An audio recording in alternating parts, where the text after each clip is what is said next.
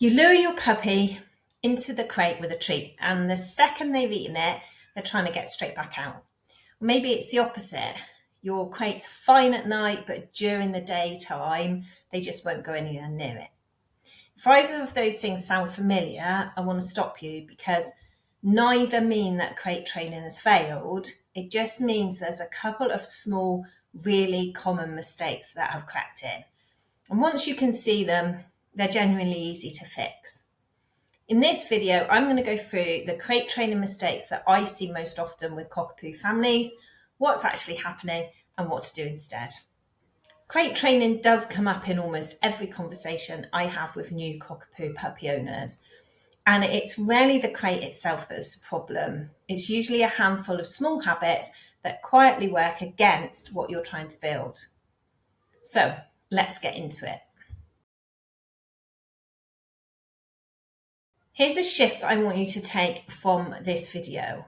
The crate is just a box, but what you're actually building or trying to build is a feeling of calm, safety, ability to settle, relaxation. The crate is just where those feelings live, and most of the mistakes I'm going to take you through happen because we treat the crate as the goal rather than the feeling as the goal. The crate is never the point. The calm feeling is the point. And that feeling needs to be strong enough for you to be able to travel with your puppy to anywhere that you want to go. So that feeling could be a pen, a mat, somewhere in the car, a bed, or a crate. It doesn't really matter. We're using the crate as an example in this video. Think of it like your house. Your house has an address, but that address does not represent the feeling that you have when you're inside your house and you feel like you're home. Mistake number one, treat and run. This is probably the most common mistake that I see. People put a treat in the crate, the puppy goes in to eat it, and the moment it's gone, they're straight back out or scratching at the door. So we throw a treat in, puppy goes in, we immediately close the door really quickly behind to keep them in there. The treat got their body into the crate, but it didn't change how they feel about being in there. So once the food is finished, there's nothing left holding their attention and they want to get out. A treat gets the body in, but it doesn't get the feeling right. The feeling is the job that we're working on. What we need to do instead is make good things happen inside the crate all throughout the day, not just when we want to shut the puppy in. Feed your meals in there. Scatter a few treats in there during the day, so as your puppy passes the crate, they discover them inside. There's no fanfare and there's no closing of the door. Leave the door open whilst you build up these good associations. So going in never gets associated with the feeling of being trapped.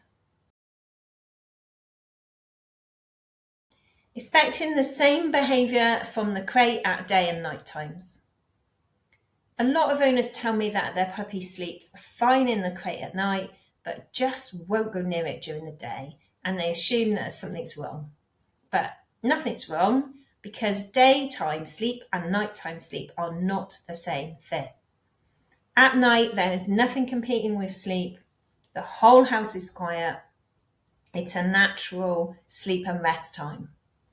But during the day, the crate is often asking your puppy to opt out of everything else that's going on because they can hear you, they can smell food, they can see movement. And staying outside of the crate feels more interesting even if they're completely exhausted. So if it matters to you to be able to leave your puppy in a crate during the day, build it up separately from that nighttime sleep-in.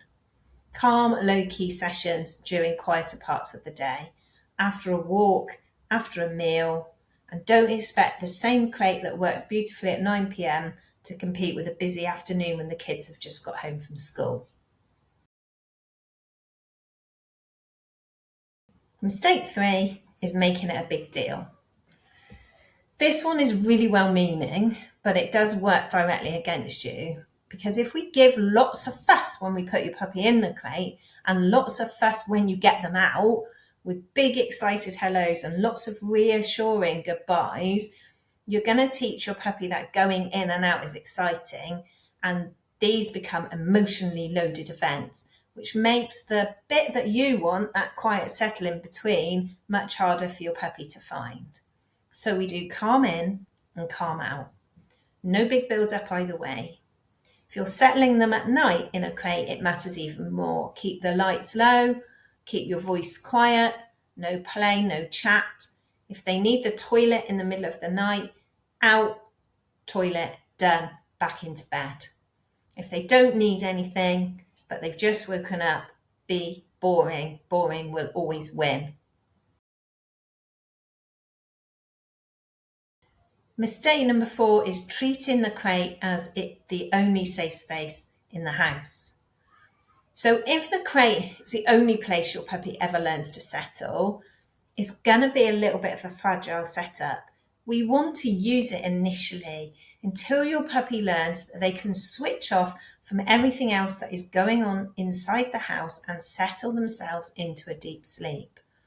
But longer term, if a puppy only ever feels calm in one specific place, it means that they're not portable. If we then take that box away, if we then take that crate away, then things like traveling, visiting the vets or a friend's house falls apart because the feelings are never separated from the object.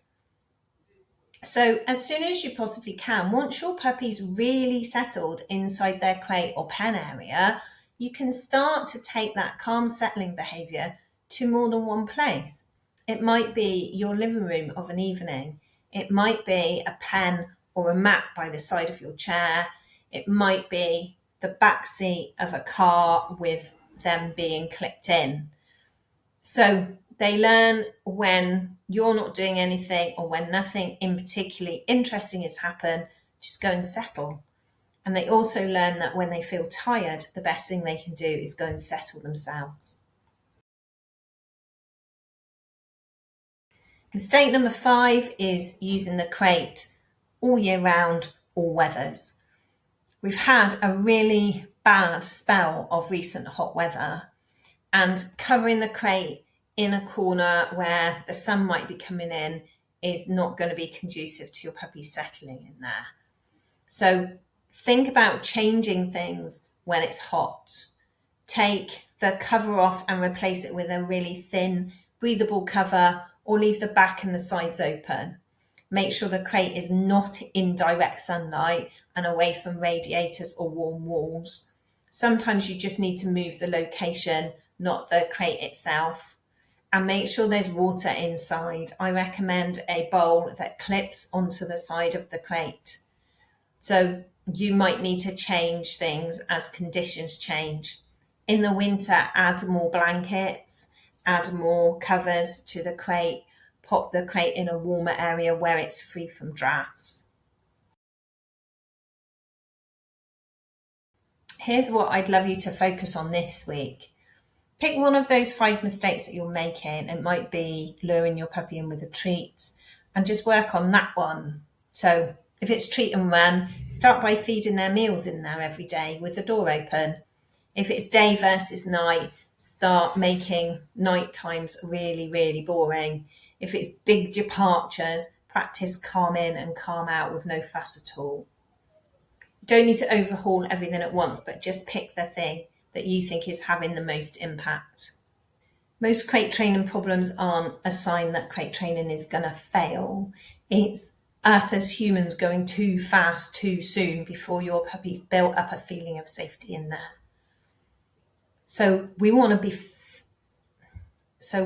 be building the feeling, not the habit. Days and nights are different. Arrivals and departures are boring. And don't let this be the only place that your puppy can settle. Just a setup as the seasons change.